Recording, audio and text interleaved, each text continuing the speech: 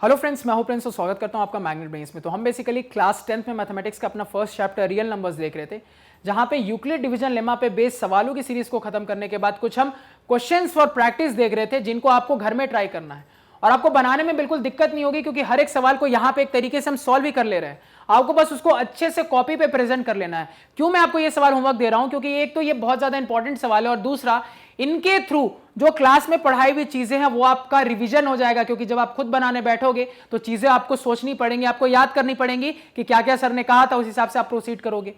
उसके बाद जो आपने लिखने का तरीका सीखा है उस तरीके का भी प्रॉपर रिवीजन हो जाएगा। तो क्या होगा, एक साथ आपके कंसेप्ट का, राइटिंग के वे का, दोनों का रिवीजन हो जाएगा। तो ये पढ़ी हुई चीज सीधे दिमाग में सेट हो जाएगी, बार बार रिवीजन करने की आपको जरूरत नहीं पड़ेगी। अब देखो यहां पे, तो ये इस सवालों की सीरीज का लास्ट लेक्चर होगा। इसमें मेरे बचे हुए जो भी सवाल है उसको हम क्या कर लेंगे, एंड करने के बाद नए टाइप के सवालों पे चले जाएंगे, किसमें, यूक्लिड डिवीजन लेमा पे। अब देखो ये सवाल क्या कह रहा है, सवाल को देखो। सवाल कह रहा है कि show that any positive odd integer is of the form 6q + 1, 6q + 3 और 6q + 5 where q is some integer. यानी सवाल यहां पे कहना चाह रहा है कि आप प्रूव करके दिखाओ कि मेरा कोई भी पॉजिटिव ऑड इंटीजर अगर होगा, मेरा कोई भी अगर पॉजिटिव ऑड इंटीजर होगा, तो वो हमेशा और हमेशा इन तीनों में से किसी एक फॉर्म में रिप्रेजेंट किया जा सकता है। या तो मैं उसको अपनी जरूरत के हिसाब से 6q + 1 के फॉर्म में, या तो वो 6q + 3 के फॉर्म में, या तो वो 6q + 5 के फॉर्म में रिप्रेजेंट किया जा सकता है। कब सर? अगर वो पॉजिटिव ऑड इंटीजर है तब सर।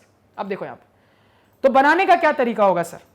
तो पॉजिटिव ऑड इंटीजर को ये रिप्रेजेंट करके दिखाना है। तो अगर पॉजिटिव ऑड इंटीजर का ही रिप्रेजेंटेशन शो करना है, यहां पे आपको पॉजिटिव ऑड इंटीजर का इस्तेमाल नहीं करना है। बात को समझो, यहां पे positive integer, positive odd integer का आपको किसी चीज को प्रूव करने के लिए इस्तेमाल नहीं करना। यहां पे आपको प्रूव करना है कि ये पॉजिटिव ऑड इंटीजर है। तो चूंकि अगर आपको प्रूव करना है कि ये पॉजिटिव ऑड इंटीजर है, तो सबसे पहले तो आपको पॉजिटिव इंटीजर की बात करनी पड़ेगी। किसकी बात? पॉजिटिव इंटीजर की। देखो दोनों बातों में फर्क है जो मैंने कहा। यहां पे डाउट हो सकता है आपको कि सर यहां पे हम प्रोसीड कैसे करें। यहां पे आपको ना पॉजिटिव ऑड इंटीजर का फॉर्म शो करना है। आपको यहां पे पॉजिटिव इंटीजर के फॉर्म को क्या करना है, इस्तेमाल नहीं करना। आपको यहां पे पॉजिटिव इंटीजर को शो करना है। बहुत सारे सवाल हमने देखे जहां पे positive form of odd integer का मुझे इस्तेमाल करके कुछ और प्रूफ करना होता था।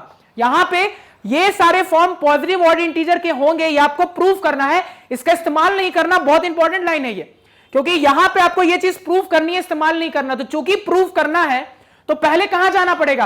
पहले तो आपको पॉजिटिव इंटीजर की बात करनी पड़ेगी। तो पॉजिटिव इंटीजर की बात करने का क्या मतलब है सर? कि मैं पॉजिटिव इंटीजर को मानने के 50 तरीके जानता हूं। मैं उसको चाहूं तो 2q के फॉर्म में, मैं उसको चाहूं तो 3q के फॉर्म में, मैं उसको चाहूं तो 4q, 5q, 6q, 7q, sir कई फॉर्म में रिप्रेजेंट करके दिखा सकता हूं।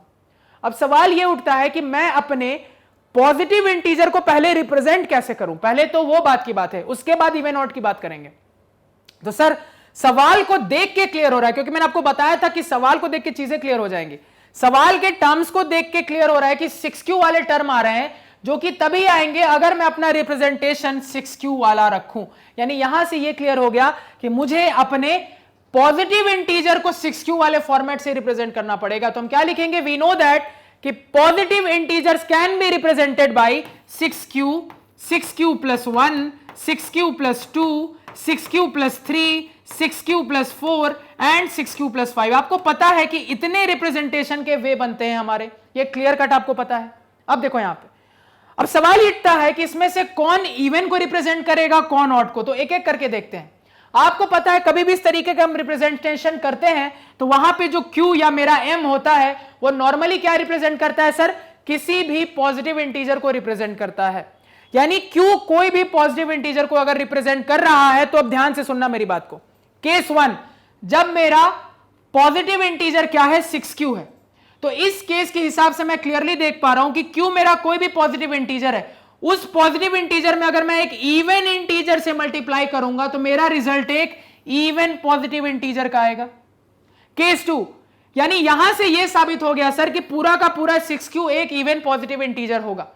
तो अगर पूरा का पूरा 6q एक इवन पॉजिटिव इंटीजर है, उसमें अगर मैं एक ऑड पॉजिटिव इंटीजर को जोड़ दूंगा तो इवन प्लस ऑड मुझे एक ऑड पॉजिटिव इंटीजर दे देगा। फिर से अगला केस, 6q एक इवन पॉजिटिव इंटीजर है, उसमें अगर मैं एक और इवन पॉजिटिव इंटीजर को जोड़ दूंगा तो मुझे पता है even number plus even number एक और इवन पॉजिटिव इंटीजर को दे देगा। अगेन 6q प्लस 3, मुझे पता है सर 6q मेरा एक इवन पॉजिटिव इंटीजर को रिप्रेजेंट कर रहा है, अगर उसमें मैं एक ऑड पॉजिटिव इंटीजर को ऐड कर दूंगा तो मेरा रिजल्ट आपका क्या आ जाएगा, ऑड पॉजिटिव इंटीजर का आने लगेगा। Again even positive integer plus even positive integer, even positive integer, again even positive integer plus odd positive integer, odd positive integer. तो हर केस में आप इस तरीके से लिखोगे और उसके बाद फाइनली क्या लिखोगे, from cases 2, 4 and 6 we see that 6q plus 1, 6q plus 3 and 6q plus 5 represent odd positive integer।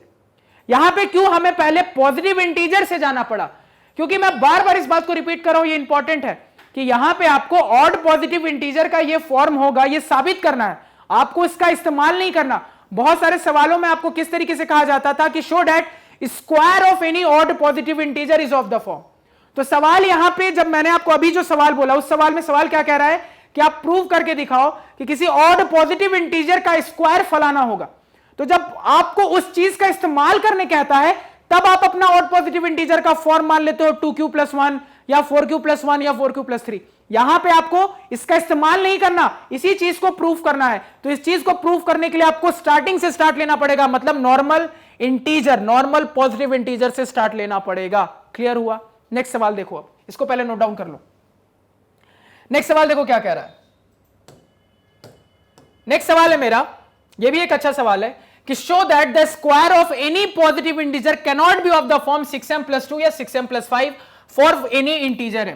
तो मैंने आपको बार बार बोला है कि ये जो वैरायटी का सवाल है, ये सवाल भी हमने अपने लास्ट लेक्चर में किया था। क्या सवाल है सर? जहां पे मुझे किसी फॉर्मेट में ये नहीं होगा ये शो करना। अभी तक तो बहुत सारे सवाल में शो किया कि ये होगा, यहां शो करना है नहीं होगा। कैसे करेंगे सर? Again simple.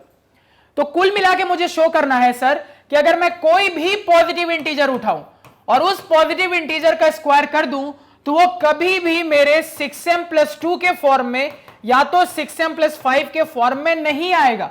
मतलब ये है सर कि मैं किसी भी पॉजिटिव इंटीजर को उठा के अगर उसका स्क्वायर कर दूंगा तो उसको 6 से डिवाइड करने के बाद कभी भी रिमाइंडर 2 नहीं आ सकता, कभी भी रिमाइंडर 5 नहीं आ सकता। यही आपको क्या करना है, यहां पे शो करना है। कैसे करेंगे सर? फिर से वही कहानी। तो कुल मिला के बात उठी है हमारे पॉजिटिव इंटीजर से। तो पॉजिटिव इंटीजर को अगेन रिप्रेजेंट करने के कई तरीके हैं। मैं उसको चाहूं तो 2q के फॉर्मेट से, 3q के, 4q के, 5q के, 6q के, 7q के, कई फॉर्मेट से रिप्रेजेंट कर सकता हूं। तो सवाल ये उठता है मैं कौन सा सेलेक्ट करूं।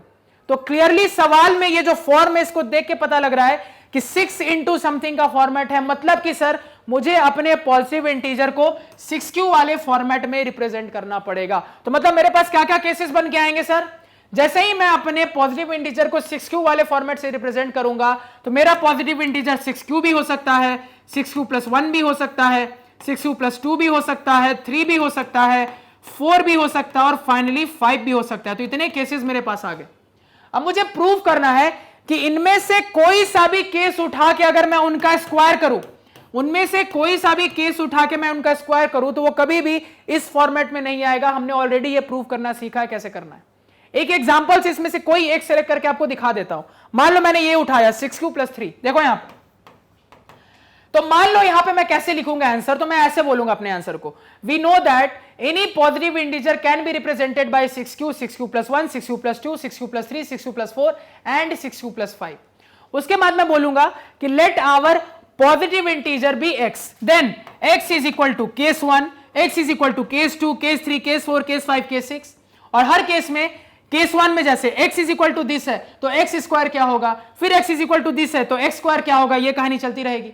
यानी अगर ये वाला केस में उठाऊं x is equal to 6q plus 3 का, तो मेरा x स्क्वायर क्या हो जाएगा सर, तो 6q प्लस 3 का होल स्क्वायर। अब ध्यान से मेरी बात देखते जाना यहां पे। तो सर इसका स्क्वायर करूंगा तो मेरे पास आएगा 36q स्क्वायर प्लस 3 का स्क्वायर 9 प्लस 6 3 18 2 36q आ जाएगा सर मेरे पास। तो यहां से देखो क्लियरली मुझे क्या दिख रहा है, ध्यान से देखना। इस 9 को भी मैं चाहूं तो इस तरीके से लिख सकता हूं 36q square plus 36q plus 6 plus 3। अब यहां से दिख रहा है कि इन तीनों के तीनों टर्म में मैं 6 को कॉमन निकालूंगा तो मेरे पास आ जाएगा 6q square plus 6q plus 1 plus 3, जो कि क्लियरली दिख रहा है 6 इंटू एम प्लस 3 का फॉर्म है। 6 इंटू एम प्लस 3 का फॉर्म है जहां m का काम ये कर रहा है। तो क्या दिखा, इसी तरीके से जब आप हर एक चीज को टेस्ट करोगे तो वो 6m इंटू कोई रिमाइंडर का फॉर्म होगा, 6m प्लस कोई रिमाइंडर का फॉर्म बनेगा, लेकिन रिमाइंडर कभी भी ना ही 2 आएगा ना ही 5 आएगा, चाहे आप किसी भी केस में करके देखना। तो हर सवाल में आपको इसी तरीके से क्या करना पड़ेगा, लिख के दिखाना पड़ेगा, और वहां से फिर आप फाइनली लिख दोगे from all the cases we clearly see that कि square of any positive integer is not of the form 6m plus 2 और 6m प्लस 5। कहानी हो गई खत्म। नोट कर लो इसको, फॉर्मेट नोट कर लो, ऐसे ही करके बनाना है। इस टाइप के सवाल ऑलरेडी बना दिए हैं तो आपको प्रॉब्लम नहीं होनी चाहिए। सवाल का लेआउट समझ में आ गया। नेक्स्ट सवाल देखो क्या कह रहा है। अब नेक्स्ट सवाल की बात करते हैं। अब देखो नेक्स्ट सवाल में कहा जा रहा है कि show that cube of positive integer is of the form 6q plus r। आपको शो करना है कि किसी भी पॉजिटिव इंटीजर का अगर मैं क्यूब करूंगा तो हमेशा 6q प्लस r के फॉर्म का होगा। मतलब मैं अगर किसी भी पॉजिटिव इंटीजर का सर क्यूब करूंगा तो आपको शो करना है वो हमेशा क्या होगा सर, 6q प्लस r के फॉर्म का होगा, जहां पे आपको r की वैल्यू बता दी गई है। यानी कि sir according to this question ये जो क्यूब होने के बाद मेरी वैल्यूज आएंगी वो या तो 6q प्लस 0 होंगी इस टाइप के फॉर्म की, या तो वो 6q प्लस 1, 6q प्लस 2, या तो वो 6q प्लस 3, या तो वो 6q प्लस 4, या तो वो 6q प्लस 5 टाइप की होंगी। ये सवाल कह रहा है प्रूव करके दिखाओ। कैसे करेंगे सर, फिर से वही कहानी, मतलब मुझे पॉजिटिव इंटीजर को कुछ मानना पड़ेगा तभी तो जाके क्यूब करूंगा। अब पॉजिटिव इंटीजर को क्या मानूं कि मेरे पास जो फॉर्मेट आए वो फॉर्मेट 6 इंटू समथिंग का हो। मैं अपने पॉजिटिव इंटीजर को कौन सा फॉर्म मानूं कि वो क्यूब होने के बाद 6 इंटू समथिंग का फॉर्म देने लगे, तभी ये प्रूव होगा। तो सर मेरे पास पॉजिटिव इंटीजर को मानने के क्या क्या फॉर्म्स अवेलेबल है, तो मेरे पास सर 2q है, 3q है, 4q है, 5q है, 6q है, 7q and so on. Clearly देख के पता लग रहा है सर 6 इंटू समथिंग आना चाहिए, तो क्यों ना मैं अपना फॉर्म 6q वाला ले लूं। कहानी यहीं पे हो गई खत्म। यानी जैसे ही आप 6q वाला फॉर्म लोगे आप आसानी से जो भी ये कह रहा है बहुत ही आसानी से प्रूव कर पाओगे, क्योंकि इनमें से एक फॉर्म में प्रूव होना ही होना है। तो यानी कितने केसेस बनेंगे, तो यहां पे आप जैसे ही बोलोगे कि let our positive number be represented by 6q, 6q plus 1, 6q plus 2 and so on till 6q plus 5। फिर आप लिखोगे let x be that positive integer. Then सबसे पहले case 1 when x is equal to 6q, when x is equal to 6q then x cube is equal to x cube निकालोगे, और x cube निकालने के बाद आप तुरंत उसको क्या बोल दोगे सर, कोई 6q प्लस r का फॉर्मेट है जहां पे r ये होना चाहिए। क्लियरली आपको वो दिख जाएगा कि वो कहीं ना कहीं किसी ना किसी तरीके से 6q प्लस 0 या तो 6q प्लस 1 या तो 6q प्लस 2 या तो 6q प्लस 3 या तो 6q प्लस 4 या तो 6q प्लस 5 टाइप का फॉर्म है। अब मेरी बात ध्यान से सुनना, आपको क्यूब करने के बाद 6q प्लस r का फॉर्म शो करना है। यानी क्यूब करने के बाद आपको दिखाना है कि वो 6q प्लस समथिंग के फॉर्म में सेट हो रहा है। तो इसका क्या मतलब है, इसका मतलब है सर आप शुरुआत में इसको 6q plus 1, 6q plus 2, 6q plus 3 मान के मत चलना, वेरिएबल बदलो, वेरिएबल बदल के मान लो उसको 6m कर लो, 6n कर लो। तो क्या लिखोगे, let our positive integers be represented by 6m, 6m plus 1, 6m plus 2, और ये कहानी चलती रहेगी। और यहां पे एक एक को क्यूब करके दिखाओगे तो उस फॉर्मेट को फिर वहां से आप क्या करोगे, 6 इंटू क्यू प्लस समथिंग के फॉर्म में आराम से शो कर लोगे। क्योंकि मैंने आपको क्या सिखाया था, आप एक ही वेरिएबल को 2 बार यूज नहीं कर सकते। तो चूंकि आपको लास्ट में इसको इस फॉर्मेट में साबित करना है, मतलब लास्ट में आपको इसको क्यू के फॉर्म में शो करना है, तो आप यहां पे ही वेरिएबल बदल के इसको कुछ m या n करके मान लेना। यानी आप अपने पॉजिटिव इंटीजर के सेट को इस तरीके से बोलो 6m, 6m plus 1, 6m plus 2 and so on, और वहां से एक एक बार क्यूब करके दिखाओ कि वो हमेशा और हमेशा इस फॉर्म में निकल के आएगा ही आएगा। क्लियर है, किसी को कोई दिक्कत कोई समस्या नहीं होनी चाहिए। नोट डाउन कर लें, जितनी बातें बोली नोट डाउन कर लो। नेक्स्ट सवाल देखते हैं। अब देखो नेक्स्ट सवाल क्या कह रहा है, नेक्स्ट सवाल मुझे कह रहा है कि प्रूव करके दिखाओ कि 1 and only 1 out of n, n plus 4, n plus 8, n plus 12, n plus 16 is divisible by 5 where n is any positive integer. सवाल कह रहा है कि आप प्रूव करके दिखाओ कि n, n plus 4, n plus 8, n plus 12 और n प्लस 16 में हमेशा और हमेशा अगर आप n कोई भी पॉजिटिव इंटीजर मानोगे, मतलब आपके पास ये 1, 2, 3, 4, 5 टर्म्स है, तो अगर आप इन 5 टर्म्स में n को हमेशा कोई एक पॉजिटिव इंटीजर मानोगे, मतलब कोई भी पॉजिटिव इंटीजर हो सकता है, तो इनमें से सिर्फ और सिर्फ कोई एक ही होगा, वो कोई भी हो सकता है इनमें से, वो सिर्फ और सिर्फ एक ही होगा जो कि 5 से डिविजिबल होगा। तो कैसे प्रूव करेंगे सर? इस टाइप के भी क्वेश्चन बनाए, कैसे बनाएंगे सर? सिंपल सी बात है, सबसे पहले कहानी कहां से शुरू करनी है सर? तो पॉजिटिव इंटीजर मानने से शुरू करनी है कि मैं अपने n को कौन सा पॉजिटिव इंटीजर एब्रिविएशन लूं। तो मुझे पता है सर कि मैं अपने पॉजिटिव इंटीजर को कई तरीके से रिप्रेजेंट कर सकता हूं, वो 2q 3q 4q फलाना ढिंकाना हो सकता है। सवाल में देख के समझ में आ रहा है कि मुझे डिविजिबल बाय 5 बोला है, तो क्यों ना मैं अपना फॉर्मेट 5q वाला मानूं, यानी कि मैं अपने पॉजिटिव इंटीजर्स को 5q, 5q plus 1, 5q plus 2, 5q plus 3, 5q plus 4 मानूं। अब जैसे ही मैं अपने पॉजिटिव इंटीजर को इस फॉर्मेट में मानूंगा, अब एक एक करके मुझे देखना पड़ेगा। सबसे पहले case 1, when n is equal to 5q। अब जैसे ही n 5q है तो क्लियरली दिख रहा है 5 इंटू समथिंग का फॉर्म आ गया, तो n इज डिविजिबल बाय 5। अब बाकी को चेक करो, n अगर 5q है तो n प्लस 4 क्या हो जाएगा? तो sir 5q plus 4 not divisible by 5। उसके बाद n प्लस 8 क्या हो जाएगा sir? 5q plus 8 not divisible by 5। इसी तरीके से 5q plus 12, 5q plus 16 not divisible by 5। तो क्या दिखा? जैसे ही मैंने सबसे पहले अपना पहला कंसीडरेशन लिया 5q का, तो पांचों में सिर्फ पहला वाला था जो कि डिविजिबल हुआ। इसी तरीके से सेकेंड कोर्स लोगे, जब आप अब n को क्या मानोगे? 5q प्लस 1 मानोगे। तो n अगर 5q प्लस 1 होगा तो उसी हिसाब से n प्लस 4 लिखोगे, n प्लस 8 लिखोगे, n प्लस 12, n प्लस 16 लिखोगे, और सब में एक बार चेक करोगे कि ये 5 इंटू समथिंग के फॉर्मेट में इनमें से कौन आ रहा है, क्योंकि जो इस फॉर्मेट में आएगा वही 5 से कंप्लीटली डिविजिबल होगा। यानी आपको हर एक केस के अंदर इन पांचों के पांचों नंबर्स को चेक करना है और हर एक केस को एक एक करके डिस्कस करना है। तो थोड़ा सा लेंदी जाएगा प्रॉब्लम, लेकिन बनाने का तरीका यही होने वाला है। क्लियर हुआ? यहां तक किसी को कोई डाउट? नोट डाउन कर ले। नेक्स्ट सवाल देखो क्या है। तो यहां पे अब नेक्स्ट लेक्चर पे डिस्कस करें, तो देखो नेक्स्ट सवाल क्या कह रहा है। नेक्स्ट सवाल कह रहा है कि show that square of an odd positive integer can be of the form 6q plus 1 और 6q plus 3 for some integer q। अब देखो यहां पे आपका वो वाला डाउट क्लियर हो जाएगा। अभी जस्ट एक सवाल बनाया था जहां पे आपको ये प्रूव करना था कि कोई भी ऑड पॉजिटिव इंटीजर होगा तो वो 6q प्लस 1, 6q प्लस 3 या 6q प्लस 5 टाइप का होगा। तो मैंने वहां आपको समझाया था, वहां पे आपको ऑड पॉजिटिव इंटीजर प्रूव करना है। अब यहां पे आपको ऑड पॉजिटिव इंटीजर का इस्तेमाल करना है। क्यों?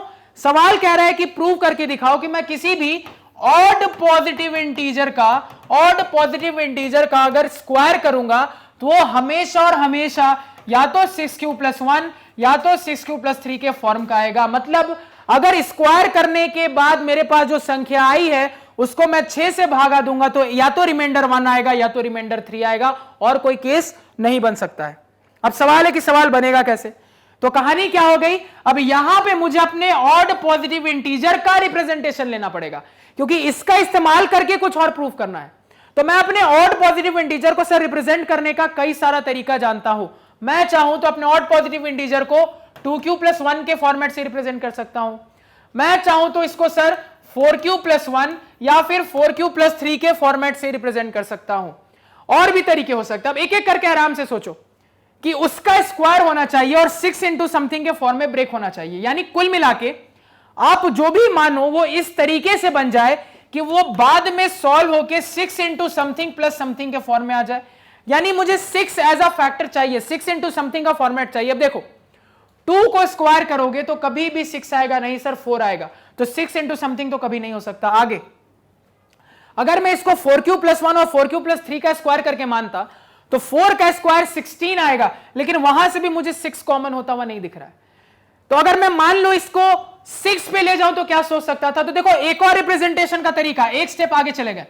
तो ना काम 2q प्लस 1 वाले टर्म से हो रहा है, ना काम 4q वाले से हो रहा है। इसके आगे ऑड अब कौन रिप्रेजेंट कर सकता है सर? तो इसके आगे odd 6q plus 1, 6q plus 3 और 6q प्लस 5 कर सकता है सर। ये तीनों भी मेरे ऑड पॉजिटिव इंटीजर को ही रिप्रेजेंट करेंगे। अब मुझे दिख रहा है कि इनको जब मैं स्क्वायर करूंगा ना तो मेरे पास 36q स्क्वायर वाले टर्म आने लगेंगे, जिसमें से बड़े आराम से मैं 6 को कॉमन निकाल सकता हूं। तो सवाल में क्या फॉर्मेट लेना है, यह सवाल को पढ़ के मुझे जज हो गया। यानी मैं अपना यहां पे जो ऑड पॉजिटिव इंटीजर का रिप्रेजेंटेशन लूंगा, वो 6 वाला लूंगा और उसको एक एक बार स्क्वायर करके दिखाऊंगा कि वो इस फॉर्म में सेट हो रहा है। अब फिर से वही कहानी कि आप जब इस फॉर्मेट को मानोगे और उसके बाद कहोगे कि let our odd positive integer be x, तो ये मानने के बाद जब आप x स्क्वायर करोगे तो आप मतलब क्या करोगे, आप एक बार 6q + 1 का स्क्वायर करके दिखाओगे, आप एक बार 6q + 3 का स्क्वायर करके दिखाओगे और एक बार आप 6q + 5 का स्क्वायर करके दिखाओगे और ये शो करोगे कि ये 6q + 1 और 6q + 3 के फॉर्मेट में सेट हो जा रहा है। तो क्या दिख रहा है, जब स्क्वायर करोगे तो q स्क्वायर वाले टर्म्स आने लगेंगे, यानी कि आपके पास कुछ इस तरीके से होने लगेगा, 6 आपके पास कॉमन हो जाएगा, अंदर में आपके पास q में कोई क्वाड्रेटिक होगा प्लस आपके पास कोई रिमाइंडर होगा। अब इसको आप बोलोगे सर ये कुछ 6q + 1 या तो 6q + 3 का फॉर्म आ रहा है, यही बोलोगे। करना बिल्कुल सही था, एक छोटी सी मिस्टेक कर दी तुमने। क्या? यही वाली मिस्टेक जो मैंने कई बार बोली है। आपको फाइनल फॉर्म q के टर्म्स में शो करना है, तो यहां पे अपने वेरिएबल को बदलो, यहां पे अब इसको q मत बोलो, कुछ mn बोल दो, यानी कि आप अपने ऑड पॉजिटिव इंटीजर को क्या लिखोगे, कैसे रिप्रेजेंट करेंगे सर, तो उसको मैं 6m + 1, 6m + 3 या फिर 6m + 5 से रिप्रेजेंट कर सकता हूं। अब आप एक एक करके स्क्वायर करके दिखाओगे तो यहां से आप बोल दोगे कि ये 6 × कुछ m में क्वाड्रेटिक आएगा प्लस कोई रिमाइंडर आएगा जो कि या तो 1 होगा या तो वो 3 होगा, इस फॉर्मेट में चेंज होगा, जहां से आप फाइनली लिख सकते हो कि ये जो फॉर्म है मेरा ये 6q + 1 का फॉर्म है या तो 6q + 3 का फॉर्म है। तो q स्क्वायर का क्वाड्रेटिक का फॉर्म q के बराबर नहीं हो सकता, वेरिएबल को चेंज करना पड़ेगा, इसी वजह से मैंने वेरिएबल को चेंज किया। और यही बहुत अच्छा डाउट था जो लास्ट लेक्चर से आया था, जो मैंने आपको कहा कि इसको यहीं पे समझ लो कि वेरिएबल चेंज करना क्यों जरूरी होता है, क्योंकि आप इस सेम चीज को सेम चीज नहीं बता सकते, तो अब आप वेरिएबल चेंज करके रिप्रेजेंट करते हो। क्योंकि देखो अल्टीमेटली कुल मिलाकर जब हम कभी भी फॉर्म की बात करते हैं तो इसका मतलब सिंपल ये निकलता है कि आप उस नंबर में 6 के साथ क्या मल्टीप्लाइड है, कोई भी पॉजिटिव इंटीजर मल्टीप्लाइड है, कोई भी पॉजिटिव इंटीजर मल्टीप्लाइड है, तो वो पॉजिटिव इंटीजर आप कई तरीके से रिप्रेजेंट कर सकते हो। तो सेम वेरिएबल कभी नहीं रखेंगे, अगर कभी भी इस तरीके से दिया जाएगा तो मुझे वेरिएबल को चेंज करना पड़ेगा, शिफ्ट करना पड़ेगा। ये चीज भी हमने कई बार सीख ली। अब यहां पे फाइनली आपका यूक्लिड डिवीजन लेमा पे बेस्ड जितने सवाल हैं वो सवालों की सीरीज खत्म होती है। इतने सवाल आपको क्या कर लेने हैं, प्रैक्टिस कर लेना है, क्योंकि हर सवाल का लेआउट मैंने आपको बता दिया। इतने सवाल प्रैक्टिस कर लोगे तो मुझे नहीं लगता है कि कोई भी सवाल आपसे छूटेगा। नेक्स्ट लेक्चर से यूक्लिड डिवीजन लेमा पे बेस्ड एक दूसरे टाइप का सवाल देखेंगे और उसके बाद अपने नए टॉपिक पे चले जाएंगे, यूक्लिड डिवीजन एल्गोरिथम। तो आई होप आपको जितनी चीजें बताई वो क्लियर है, कोई डाउट नहीं। अगर लग रहा है कहीं पे भी कुछ क्लियर नहीं हुआ या कोई डाउट रह गया हो तो कमेंट सेक्शन में जरूर बताना। तो आज के पढ़ाए हुए नोट्स आप हमारी ऑफिशियल वेबसाइट magnetbase.com से डाउनलोड कर सकते हैं, जिसका लिंक वीडियो के डिस्क्रिप्शन में है। magnetbase.com पे आपको क्लास 4 से लेकर 12 तक सारे सब्जेक्ट्स और कोर्सेज मिल जाते हैं, वो भी सिस्टमैटिक ऑर्डर में अरेंज्ड। Thank you.